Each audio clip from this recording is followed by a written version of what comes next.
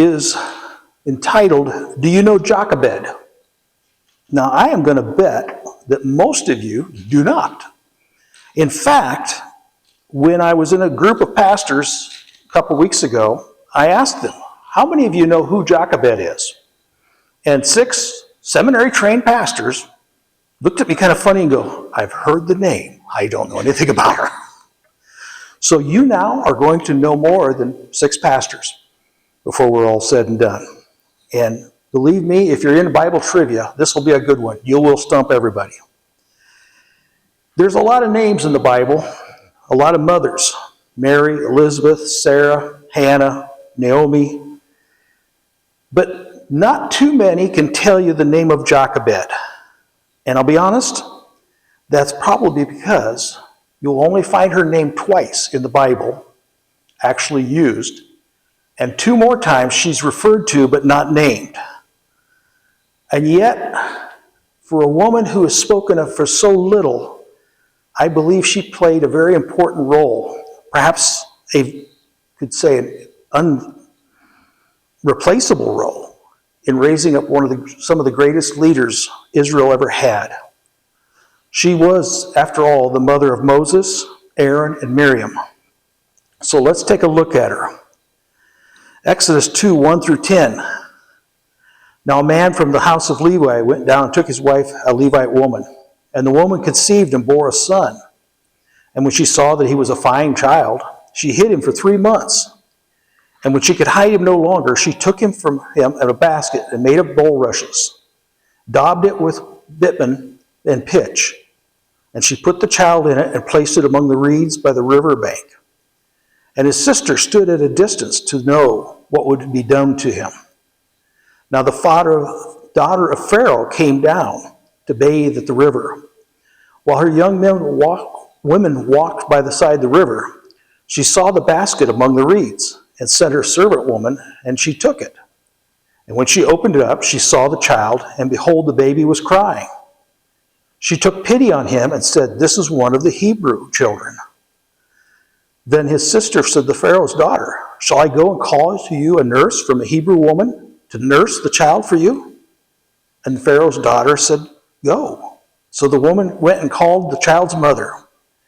And Pharaoh's daughter said to her, Take this child away, nurse him for me, and I will give you your wages. So the woman took the child and nursed him. And when the child grew up older, she took him, brought him to Pharaoh's daughter, and he became her son. She named him Moses, because she said, I drew him out of the water. The truth of it is, Jochebed had a very limited input in Moses' life. Perhaps a little longer with Aaron and Miriam. But Moses was in the care of Jochebed for a very brief and very important time. And I would argue that she had a very tremendous impact in that time. There is nobody who could claim to be able to prepare a child to do what Moses was about to do. And I think if Jochebed had known the future, she would have certainly been daunted by the fact that she was to raise a child that would lead the children of Israel out of slavery. So often when we celebrate Mother's Day, we get to celebrate women who have spent decades influencing their children. They've had a lifetime to be part of and lead their children. And I think that's great because it really shows how important they are. But with Jochebed, she really had a very limited amount of time. But I believe her faith led her to be influential in his life, even at that young age. She literally reinforces what it is to be a mother. You prepare a child to go out and face the world. You prepare a child to do what God called them to do. Deuteronomy 6, 5 through 7. You shall love the Lord your God with all your heart, with all your soul, and with all your might. And with these words I command you today shall be on your heart. You shall teach them diligently to your children. You shall talk to them when you sit down in your house, and when you walk by the way, and when you lie down and where you rise. Like I said, I don't think Jochebed had any clue just how much importance it was going to be for the 3 children she had and the roles that they would soon play. But I think that perhaps that's not that much changed than what we are in today. You are raising kids in a time frame that is a different world than what we grew up in. This is a world that is totally different. And how to raise children and grandchildren in this era is a bit foggy. All we can do is the best that we can and try to prepare them. And I believe that it is important, those early days are critical to raising a child. But I will suggest to you that a mother's task never ceases. In fact, I remember humorously being at a nursing home and talking about raising teenagers, and this woman came up and said, I know exactly what you're talking about. My son, I don't know what I'm going to do with him. He's 65 years old and he just isn't listening.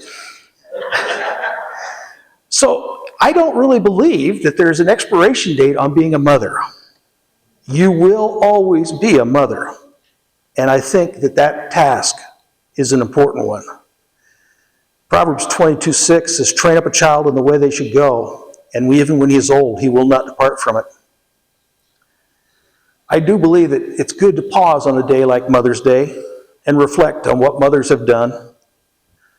And perhaps we should do it more than just one day a year. The thing of it is, a mother's love is kind of different from any other love that we experience. In fact, it is so unique. I find it ironic that God himself compared himself to a mother to demonstrate his love. Isaiah 66:13. As one whom his mother comforts, so I will comfort you. You shall be comforted in Jerusalem. I believe that God knew that we would instinctively understand the love of a mother and hopefully relate it to him. But when God compares himself to a mother, I think that's pretty high praise for mothers. But you know, the truth of it is, all these tender words being said, it is far from a glamorous job. It does not always look like you want it to look. Kids don't always do what you expect them to do. And real life usually looks completely different. One person wrote, real mothers don't eat quiche. They don't have time to make it. Real mothers know that their kitchen utensils are probably in the sandbox. Real mothers often have sticky floors, filthy ovens, and happy kids. Real mothers know that dried Play-Doh does not come out of rugs. Real mothers don't want to know what the vacuum just sucked up. And real mothers sometimes ask, why me? And their answer, when a little voice says, because I love you best.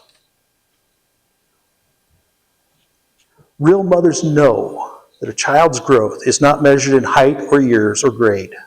It is marked by progression of mama, mommy to mom. Sometimes life has a way of allowing us to take for granted and fail to appreciate the sacrifices made in our lives. Times rush on. Nutty-nosed 2-year-olds soon become rebellious teenagers. Challenges and pains soon begin to blur the memories. Motherhood, even for that lady in the nursing home, is very brief. Jochebed knew that very well. So perhaps today is a good time to stop and reflect. For mothers to understand your time is limited. The time you have with your children is going to come to an end. And for us children, we need to recognize that as well. Some days our mothers will be gone. And so it is important to appreciate them today and let them know how much we love them and appreciate them. Let us celebrate our mothers today and throughout the year. Let us consider for a how brief our time is together and make the most of it. Proverbs 31, 26 through 28. She opens her mouth with wisdom, and her teaching of kindness in her tongue. She looks well in the ways of her household, and does not eat the bread of idleness. Her children rise up and call her blessed. Her husband arises, and he praises her. Now, I'll be honest with you. I've heard a few women who resent that picture of Proverbs 31. They think it's a little too high of a comparison. And oftentimes they feel like they are not measuring up. And I'm here to tell you that Proverbs 31 is not here to tell you what a mother is supposed to be. It is a goal to reach for. You're not to compare yourself with her. You're to do the best you can to be her. No woman is perfect, hence, neither will any woman. There will be failures, there will be regrets, for we are, after all, flawed people. For you ladies, Proverbs 31 should not intimidate you.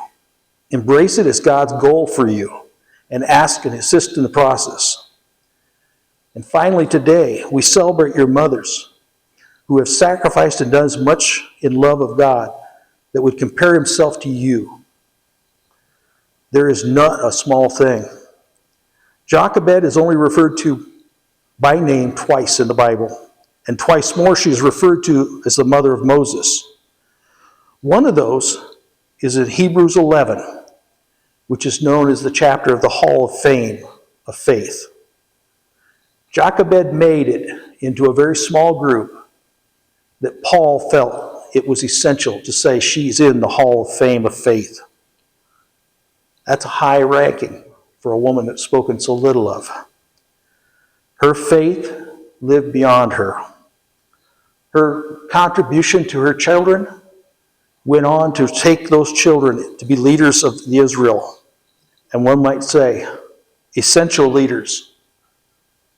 We are today in a time where we don't know what the future brings for our children or grandchildren.